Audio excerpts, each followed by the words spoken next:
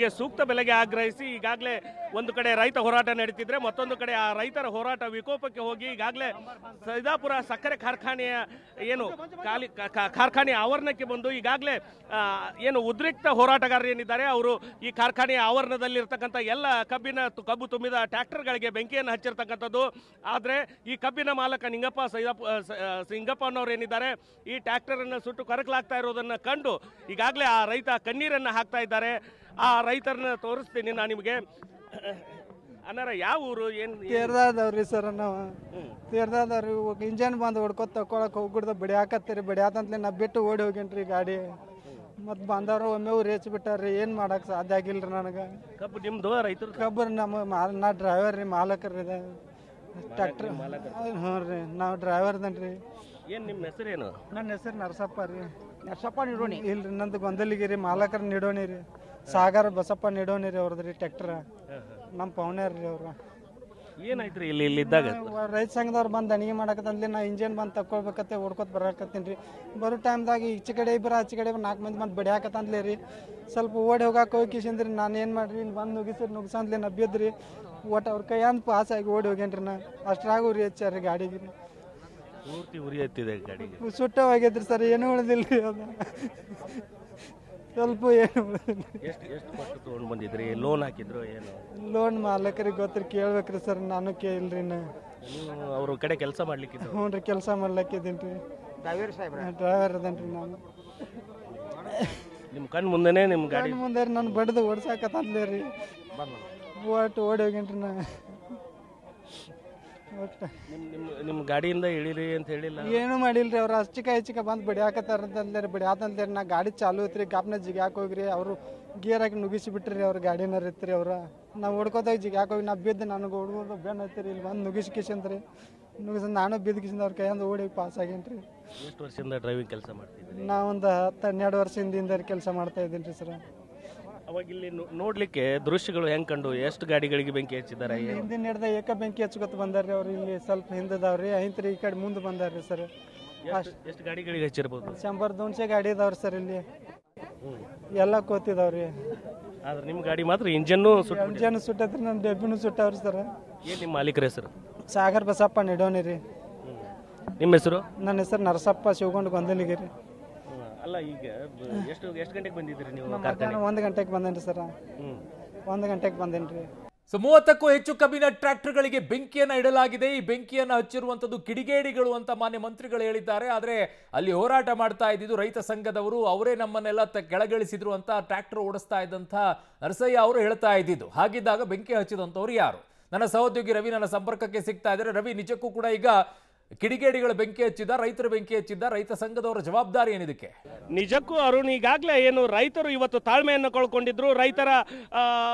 ರೈತರಂತೆ ಮಧ್ಯವಯಸ್ಕರಾಗಿರ್ಬೋದು, ವಯಸ್ಸಾದಂಥ ರೈತ ಮುಖಂಡರು ಏನು ಇವತ್ತು ಘಟನೆ ಆಯಿತು, ಆ ಘಟನೆಯನ್ನ ತಾಳ್ಮೆಯಿಂದ ಕಾಯ್ಲಿಕ್ಕೆ ಅವರಿಗೆ ಆಗಿರ್ಲಿಲ್ಲ. ಈ ರೀತಿಯಾದಂತಹ ಘಟನೆಗಳ ರೈತರು ತಮ್ಮ ತಾಳ್ಮೆಯನ್ನು ಕಳ್ಕೊಂಡಿರ್ತಕ್ಕಂಥದ್ದು. ಅದ್ರ ಬಗ್ಗೆ ಇಲ್ಲೇ ಸ್ವತಃ ರೈತರಿದ್ದಾರೆ. ಆ ಘಟನಾ ನಡೆದ ಸ್ಥಳದಲ್ಲಿ ಏನಾಯ್ತು ಅಂತನ್ನುವಂಥದ್ದನ್ನ ಸವಿಸ್ತಾರವಾಗಿ ಹೇಳ್ತಾರೆ ಅರುಣ್. ಅವ್ರನ್ನ ಮಾತಾಡ್ಸ್ತಾ ಹೋಗ್ತೀನಿ. ಸರ್, ಈಗ ನೀವು ರೈತ ಹೋರಾಟಗಾರರು ಬಂದ್ರಾ ಅಥವಾ ಬೇರೆ ಯಾರಾದರೂ ಹುಡುಗರು ಬಂದ್ರಾ? ಏನು ಕಿಡಿಗೇಡಿಗಳು ಬಂದ್ರಾ? ಏನಾಯ್ತು ಸರ್ ಇಲ್ಲಿ? ಸರ್, ಅವರು 1000 ಜನ ರೈತ ಹೋರಾಟಗಾರ ಬಂದ್ರು ಸರ್. ಬಂದವನ ಎಲ್ಲ ಡ್ರೈವರ್ಗಳನ್ನ ಹೊಡೆದು ಬಡದು ಬೆದರಿಸಿ ಎಲ್ಲ ಟ್ರ್ಯಾಕ್ಟರ್ಗಳಿಗೆ ಏಕಾಏಕಿ ಬೆಂಕಿ ಹಚ್ಚಿ ಓಡಿ ಹೋಗ್ಬಿಟ್ರು ಸರ್. ನಾವು ಓಡಾಡಿ ಆರ್ಸೋತ್ರಾಗ ಬೀಜ ಇದ್ದವ್ರು. ನಿಜವಾದ ರೈತರಾದ್ರೆ ಹಿಂಗೆ ಮಾಡಬಾರ್ದು ಸರ್.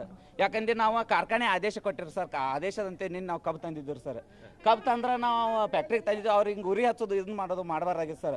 ಅವ್ರು ಏನಾದ್ರೂ ಮಾತಾಡಿತ್ತಂದ್ರೆ ಕಾರ್ಖಾನೆ ಜೊತೆ ಮಾತಾಡಿ ಅವ್ರ ಬಗ್ಗೆ ಹರಿಸ್ಕೋಬೇಕಾಗಿತ್ತು ರೀ. ಯಾಕಂದ್ರೆ ನಾವು ಅವ್ರಂಗ ರೈತರಿದ್ದೀವಿ ಸರ್. ನಾವು ಲಕ್ಷ ಗಂಟಲೆ ಇನ್ವೆಸ್ಟ್ ಮಾಡಿ ಡೆಬ್ಬಿ ಇಂಜನ ಶಿಲಿಂಗ ತಂದಿರ್ತೀವಿ ಸರ್. ಇಂಥತ್ರಾಗ ಹಿಂಗೆ ಲಕ್ಷ ಗಂಟೆ ಈಗ ಲುಕ್ಸಾನ ಸರ್. ನಮ್ಗೆ ಲಾಸ್ ಯಾರು ಕೊಡೋರು ಸರ್? ದಯವಿಟ್ಟು ನಮ್ಗೆ ಇದೇನು ಲಾಸ್ ಆಗೈತೆ ಅದನ್ನು ದಯವಿಟ್ಟು ಯಾರಾದರೂ ಹೆಚ್ಚಿನ ಅಧಿಕಾರಿಗಳು ಬಂದು ಅದನ್ನು ಗಮನಿಸಿ ನಮ್ಗೆ ಲಾಸ್ ಪರಿಹರಿಸ್ಕೊಡ್ಬೇಕಂತ ತಮ್ಮಲ್ಲಿ ವಿನಂತಿ ಬರೋಕೆ ಕೇಳ್ಕೊಡ್ತೀವಿ. ಎಷ್ಟು ಗಾಡಿಗಳಿಗೆ ಬೆಂಕಿ ಹಚ್ಚಿದ್ದು ಸರ್?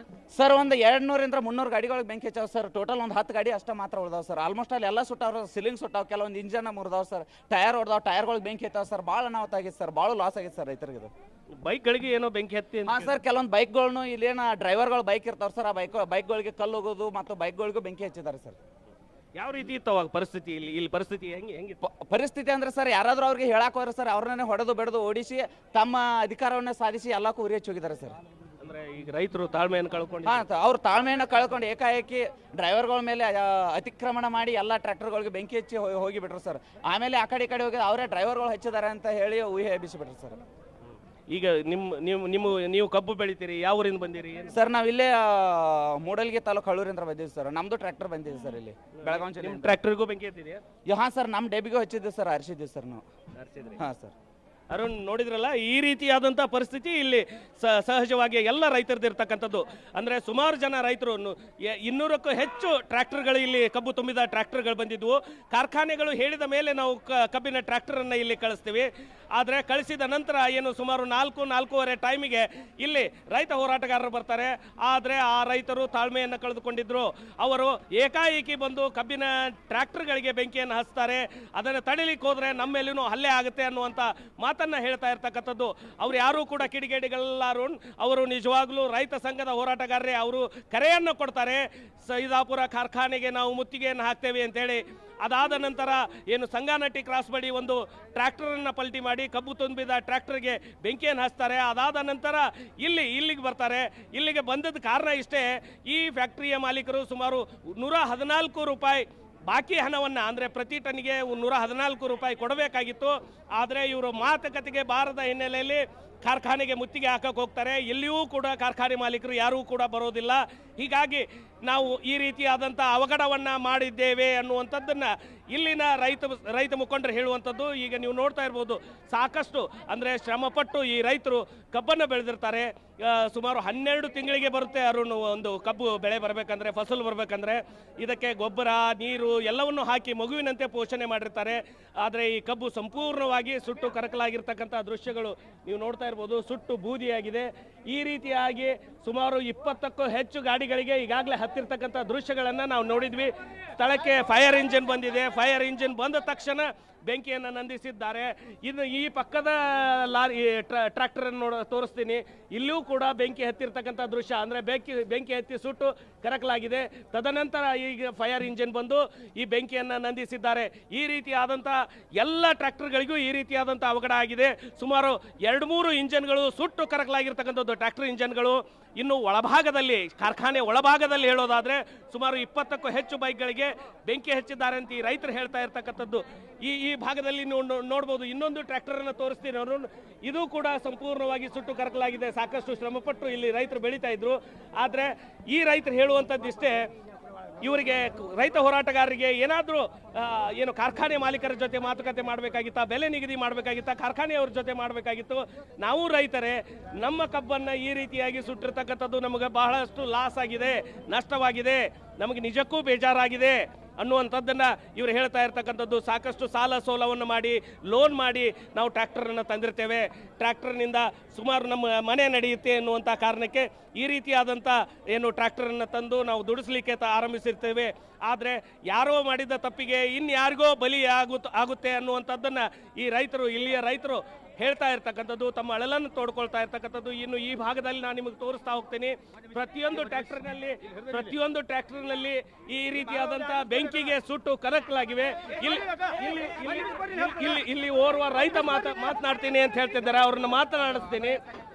ಸರ್, ಇಲ್ಲಿ ಬಂದಾಗ ಏನೆಲ್ಲ ಘಟನೆ ಆಯ್ತು, ನಿಮ್ ಕಣ್ ಮುಂದೆ ಆಗಿರ್ತಕ್ಕಂಥ ಸತ್ಯ ಏನ್ ಸರ್? ರೈತರ ಇಲ್ಲಿ ರೈತರು ಎಷ್ಟು ಮಂದಿ ಬಂದ್ ಈಗ ಬೆಂಕಿ ಹಚ್ಚಿಗಾರಲ್ಲ, ಎಲ್ಲಾ ಬಂದವ್ರು ರೈತರ ಮಕ್ಕಳದಾರ್ರಿ. ರೈತರ ಮಕ್ಕಳು ಇಂಜನ್ ಏನೋ ಪರಿಹಾರ ಅವ್ರು ಕೇಳಿರ್ತಾರೆ, ಫ್ಯಾಕ್ಟ್ರಿ ಅನ್ನೋರ್ ಕೇಳ್ಬೇಕ್ರಿ. ರೈತರ ಗಾಡಿಗಳಿಗೆ ಬೆಂಕಿ ಹಚ್ಚಿರಿ ಹೆಂಗ್ರಿ ಸರ್? ಸರ್, ಯಾವ ಊರಿಂದ ಬಂದಿರಿ? ಸರ ನಮ್ದ ಇಲ್ಲಿ ಗೊಲಬಾಯಿ ಅಂತ ಗ್ರಾಮ ಸರ್. ನಮ್ಮಲ್ಲಿ ಕನಿಷ್ಠ ಏನು ಇಲ್ಲ ಅಂದ್ರೆ 30 ಗಾಡಿ ಬಂದವ್ರು ಒಂದು ಹಳ್ಳಿಯಿಂದ ರೀ.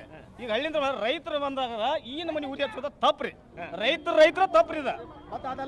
ಅಲ್ಲ, ಈಗ ನೀವು ತಡಿಲಿಕ್ಕೆ ಹೋದಾಗ ರೈತರು ಏನಂದ್ರು ಸರ್? ತಡಿಲಿಕ್ಕೆ ಹೋದಾಗ ಕಲ್ಲು ಹಾರಾಡ್ತಾರೆ, ಅದನ್ನ ಈಗ ಅವ್ರು ಎಷ್ಟು ಮಂದಿ ರೈತರು ಬಂದಿರ ಅಷ್ಟೆಲ್ಲ ಇಲ್ಲಿ ರೈತರ ಮಕ್ಕಳ ಬಂದಾರ.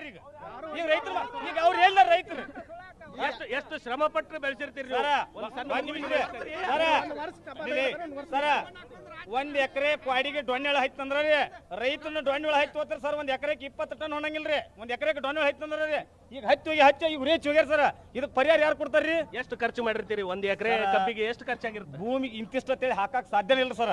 ಅದಕ್ಕ ಭೂಮಿ ತಾಯಿಗೆ ತೂಕ ಹಾಕಿರು ಸರ್ ಕಡಿಮೆನ ರೀ. ನೀವ್ ಎಷ್ಟು ಅದಕ್ಕೆ ಹಾಕ್ತಿರಿ ನೋಡಿ ಸರ್, ಅಷ್ಟು ದೇವ್ರ ಕೊಟ್ಟಂಗ್ ಕೊಡ್ತೈತ್ರಿ ಅದ್ರ. ಅಲ್ಲ ಬೀಜ ಗೊಬ್ಬರ ಈ ರೀತಿ ಸರ ಒಂದ್ ಎಕರೆಕ 30 ರಿಂದ 40 ಸಾವಿರ ರೂಪಾಯಿ ಸರ್ ಒಂದ್ ಎಕರೆಕ. ಹಾ ರೀ ಕಬ್ಬ ಬೆಳ್ಸಾಕ್ರಿ. ಅರಿಶಿಂದದು ಏನತ್ ಸರ್ ಇದೆಲ್ಲ ಡಬಲ್ ಟೇಬಲ್ ರೀ. 12 ತಿಂಗಳು ನೀರ್ ಹಾಯಿಸಿ ಬೆಳೆಸಿರ್ತೀರಿ.